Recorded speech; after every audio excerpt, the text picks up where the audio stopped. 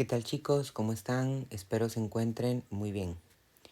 Vean, en este video estaré explicando la deducción del método de los cascarones para el cálculo de volúmenes de sólidos de revolución. Entonces vamos a por ello. Como siempre les preparé un texto para que lo puedan ir ustedes leyendo y pausando, pero yo me voy a enfocar en la explicación. Vean, el método de los discos y el método de las arandelas, que son los métodos que ya vimos, sirven para dos casos muy puntuales. El método de los discos es para poder calcular sólidos que no tienen agujeros internos y el método de las arandelas es para calcular el volumen de sólidos pues que básicamente tienen agujeros internos. Cuando nos referimos a internos nos referimos entre el eje de giro y la región que va a girar para poder generar el sólido.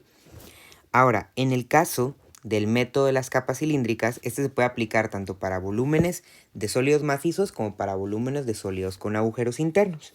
Sin embargo, la mayor diferencia, como ya se las he estado mencionando en muchos otros videos, es que en este caso, a diferencia en el método del disco y en el método de las arandelas, el diferencial debe de ser paralelo al eje de giro.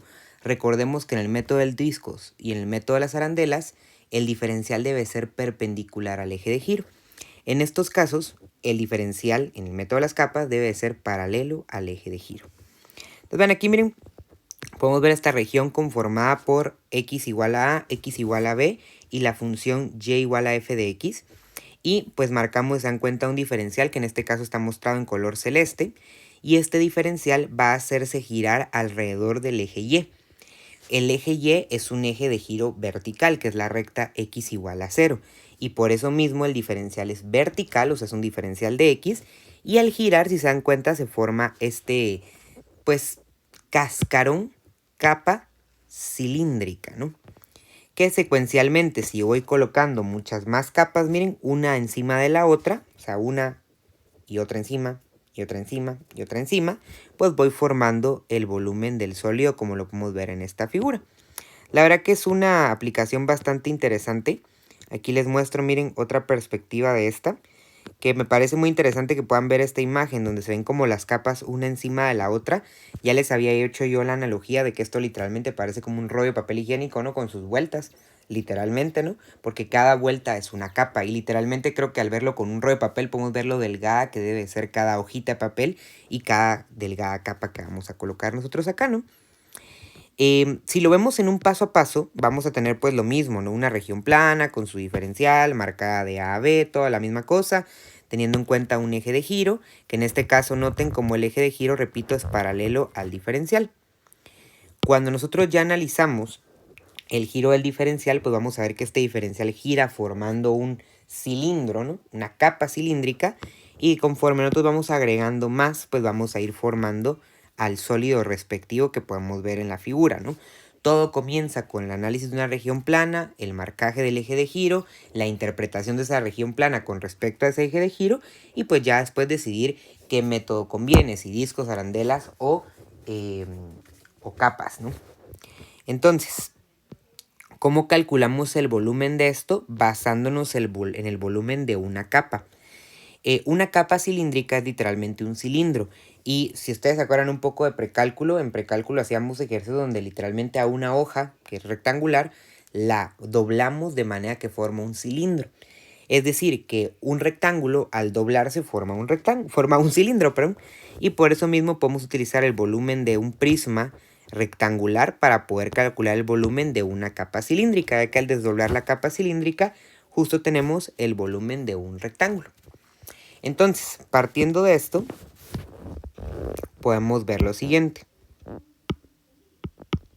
En primer lugar, el volumen V debería ser igual al área de la sección transversal, como lo hemos visto, multiplicado por el grosor. Este es un modelo que hemos utilizado en todos los métodos de volumen, ¿no? Aquí, fíjense, nos estamos refiriendo al área de la base como al área de la base rectangular. Entonces se los voy a dibujar para que lo puedan ver un poco mejor, fíjense. Vamos a plantear acá. Esta es área de la base, que en este caso es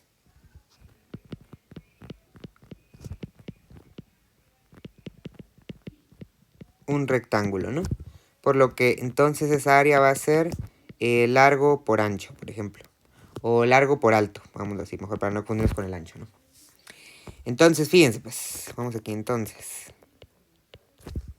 El volumen sería finalmente, vamos a ponerlo con colores, el largo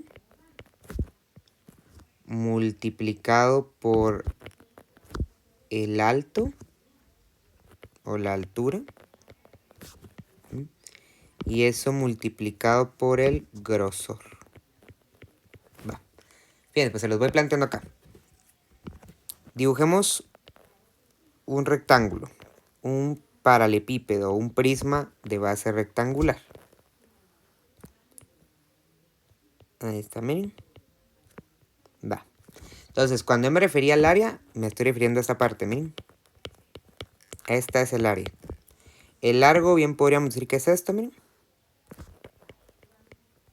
Y el alto podría ser esta parte. Y por supuesto, el grosor, que creo que es la parte más relevante de todo esto, pues es esta parte, ¿no? Ahora, vean que justamente si yo vengo y circulo esta parte, o sea, la doblo, se va a formar una figurita como esta. Voy a tratar de hacerla lo mejor que pueda. No confíe mucho en mí para dibujar, ¿va? Pero vamos a hacer nuestro mejor esfuerzo. Ahí está, miren. Y de aquí vamos a colocarle esto, que lo vamos a proyectar aquí adentro, miren, para que puedan ver también como por dentro cómo se ve. Ahí está, miren. Entonces, esta parte, miren, vamos a proyectarla acá. Es el mismo largo, miren. Es esto, ¿eh? Este es el largo. Esta parte es la altura. Y el grosor es el más fácil de ver aquí, ¿no? Es este pedazo aquí anchito, ¿no? Es el grosor. Como la distancia que hay entre esto y esto, ¿no? Bueno. Ahora, como se pueden dar cuenta, el largo prácticamente se vuelve una circunferencia. Entonces sí, el largo es justamente una circunferencia. Y recordemos que la circunferencia C es igual a 2pi por un radio. Y ese radio es justamente la distancia que habría desde el centro hacia el borde. Hacia acá. Es para que vayan teniendo un poquito de noción, ¿no? De cómo va todo esto. Y de dónde podemos llegar entonces al final de esto, ¿no? El volumen era entonces el largo por el alto por el grosor. Pero el largo, acabamos de ver que ya cuando formamos la capa cilíndrica, sería 2pi por el radio. Eso es el largo, claro. Esto solo es el largo, ¿miren? Luego esto se multiplica por el alto y por el grosor. ¿Vieron cómo todos estos modelos se deducen a partir de una figura, ¿no? Ahora, ¿cómo nos quedaría entonces la integral? La integral sería, el volumen es igual a, bueno, primero saquemos la constante, 2pi veces la integral desde A hasta B de el radio por la altura. Y ya sabemos nosotros que el grosor representa el diferencial. Que todo esto va multiplicado. Ahora, ¿qué es el radio y qué es la altura? El radio representa la distancia del eje de giro al diferencial, porque justamente, vean, por ejemplo, aquí lo podríamos ver bien, ¿no? El radio sería de acá para acá, ¿ven? Ese es el radio. Porque tiene que ser donde se va a formar el cilindro, ¿no? Por eso es que se circula, ¿no? O sea, vemos de acá para acá, miren. O de acá para acá. Ese es el radio. Que obviamente es variable, ¿no? Porque se va a ir moviendo el diferencial. Y la altura es la altura del diferencial. Quiero que noten aquí entonces, por aquí se los puse también, miren, la longitud del diferencial. Quiero que noten entonces que acá, si lo viéramos en este dibujito, podemos ver que aquí va a haber que calcular una distancia tanto horizontal como una distancia vertical, ¿sí? Puede ser que el radio sea el vertical o sea el horizontal, y puede ser que la altura sea el vertical o horizontal, eso puede variar. En este caso, fíjense, cuando el eje de giro es vertical, el radio es horizontal y la altura es vertical. Pero si el eje de giro fuera horizontal, entonces el radio sería vertical y la altura sería horizontal. De hecho, les traje un resumen un poco más elaborado aquí de parte de un libro, miren, para que pudieran ver qué pasaba si el eje de giro es horizontal o si el eje de giro es vertical, y que vean de dónde sale cada cosa. De aquí importante que tomen en cuenta que al radio le están llamando P y a la altura le están llamando H, ¿sí? Solo para que tengan así como una secuencia de lo que están hablando, ¿no? Y aquí lo podemos ver también, miren, un poquito como representado en cómo va a girar, ¿no? Ahora, aquí algo importante. En este método, el diferencial debe ser paralelo al eje de giro.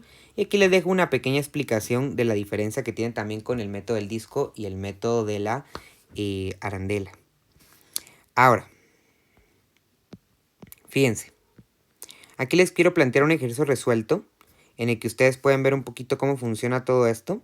Y eso los quiero dejar aquí planteado, o sea, para que ustedes puedan pausar el video y decir, bueno, voy a intentar graficar la región entre y igual a raíz de x y igual a x, que me va a quedar esta región que está aquí. Voy a calcular los interceptos, voy a poner mi diferencial. Me están diciendo que está girando alrededor del eje y, por lo que el diferencial tiene que ser vertical para que sea paralelo. Y voy a entonces plantear una integral apropiada para esto, que hace un ratito mostré la respuesta. Entonces, mi consejo sería, inténtenlo plantear, aquí tienen el enunciado, y luego pueden volver al minuto del video donde se muestra la respuesta y ver si les quedó o no. Esto para que ustedes puedan tener un poquito más de práctica y decir, bueno, pon este comienzo y empiezo a ver si me quedó, si comprendió, si tengo alguna duda para poder preguntar. Entonces, método de la capa, chicos. Súper interesante, ¿se dan cuenta este método de cómo formar un sólido colocando una capa encima de la otra?